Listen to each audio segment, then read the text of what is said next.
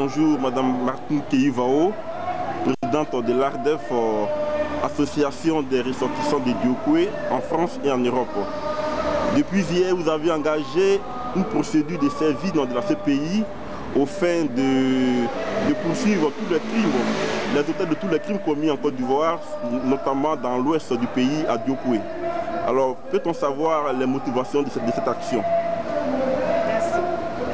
En effet, depuis un an maintenant, nous avons engagé une procédure auprès de la CPI en ce qui concerne les crimes perpétrés contre le peuple ouai.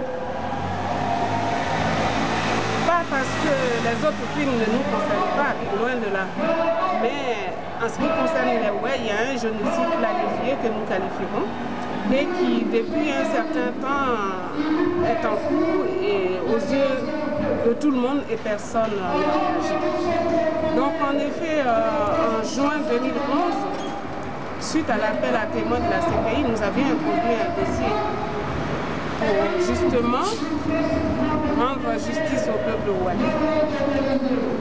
Et depuis un an, nous n'avons jamais eu de réponse. À notre grande surprise, la CPI a engagé des poursuites contre le camp de Laurent Gbagbo. Ce qui nous a étonnés, c'est qu'il y a eu conflit. Donc, qui dit conflit, lui, dit qu'il y a au moins deux belligérants. Parce qu'il y a d'un côté le camp Ouattara et de l'autre le camp Gbagbo. On a ouvert une procédure à la CPI. Le gouvernement ivoirien a lancé une procédure à la CPI. Et la CPI a décidé de juger un seul camp, de condamner un seul camp, de lancer des poursuites contre un seul camp. Pendant ce temps, l'autre côté, qui est Alassane Ouattara, continue de perpétrer des crimes les plus gravissimes de l'histoire, à savoir l'épuration ethnique, à l'encontre de tous ceux qui, pour eux, sont censés être coupables. Et aux yeux de tout le monde, personne ne réagit à cela. Et puisqu'en tant que citoyens du monde, nous ne pouvons pas rester passifs à cela, nous avons engagé cette procédure en deux fois. D'abord, on a déposé une plainte contre Alassane Ouattara et Guillaume Soro, le promoteur des massacres de la Côte d'Ivoire, à sa rebelle depuis 10 ans. La CPI qui a décidé de juger Gbagbo parce que sous son règne, il y a eu des crimes. Donc, il est co-auteur indirect de ça parce que les FDS, les forces de défense et de sécurité de la nation qui sont censées protéger le pays sont incriminés parce qu'ils ont réagi à l'attaque des rebelles. Et nous constatons aujourd'hui que depuis que Alassane a pris le pouvoir, il a supprimé purement et simplement les forces de défense et de sécurité du pays et il a rebaptisé les rebelles de Soro Guillaume en tant que force républicaine, qui inclut les chasseurs traditionnels du Nord, donc les Lozo, qui sont spécialisés dans les massacres. Donc une machine à tuer purement et simplement. Et depuis un an, ces gens-là sont au pouce de la nation. Donc nous avons engagé cette procédure-là pour que, en tant qu'individu ou groupe d'individus, nous ne pouvons pas atteindre directement la CPI.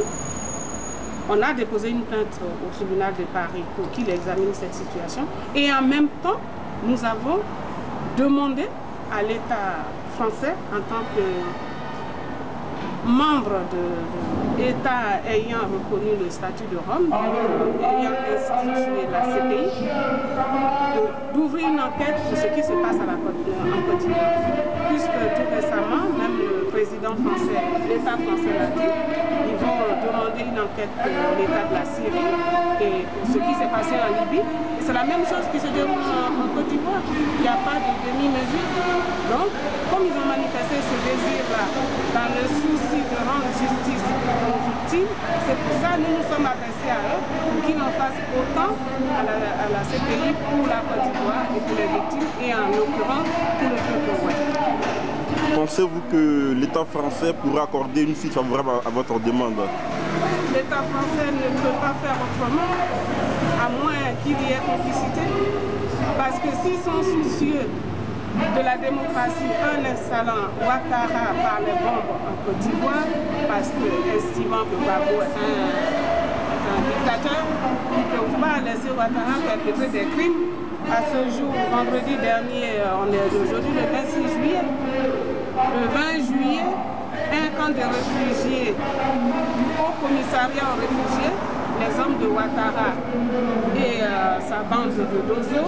Quand je dis les hommes de Ouattara, c'est son armée régulière, plus sa bande de milices tueuses qu'il a engagées exprès pour exterminer le peuple, ont pénétré dans un camp de réfugiés sous la surveillance de l'ONU avec le HCR lui-même et une organisation africaine qui s'appelle ASSAN, Afrique Assurance Secours, bien Afrique Secours Assurance, qui s'occupe de ce camp-là, et devant tout ce monde, on a massacré 200 personnes. Donc, je me demande qu'est-ce qui se passe.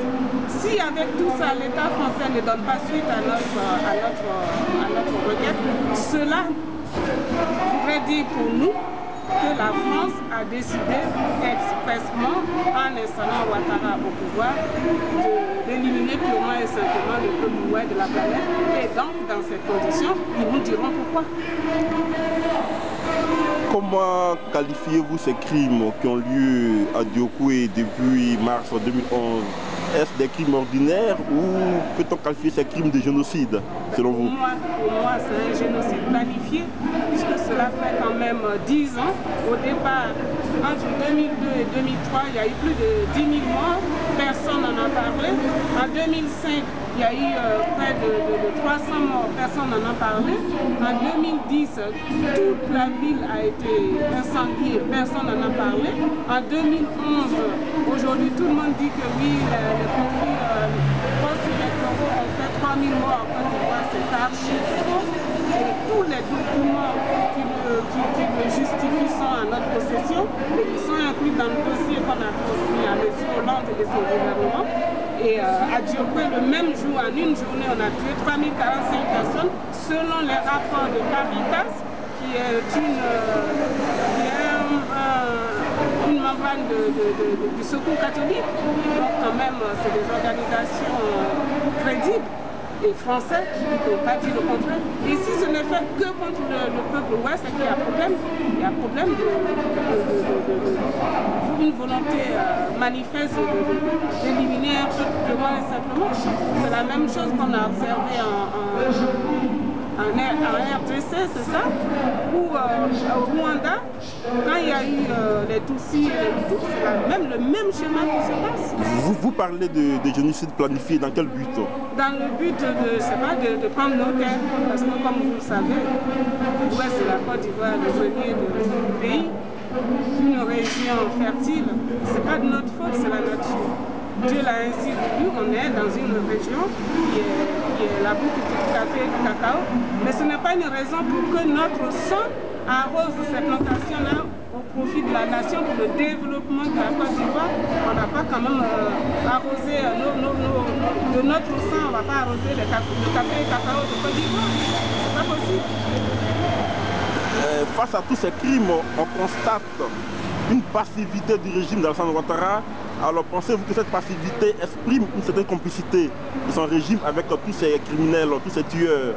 En ce qui concerne le régime de Ouattara, je ne peux pas parler de complicité. Je parle de complicité dans le cadre de l'État français. Mais pour ce qui est de l'État de Ouattara, puisque Ouattara, ceux qui tuent en Côte d'Ivoire, ce sont ces hommes. C'est ceux-là, lui, les a engagés purement et simplement pour exterminer ce peuple ouais.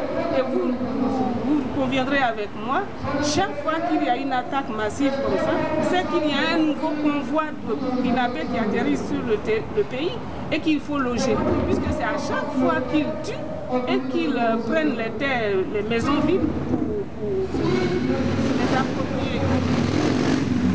L'homme de Ouattara, le fameux Amandé Rémy, qui est commandant FRC le jour et chef des dozos la nuit, avec les photos que je vous donnerai tout à l'heure, il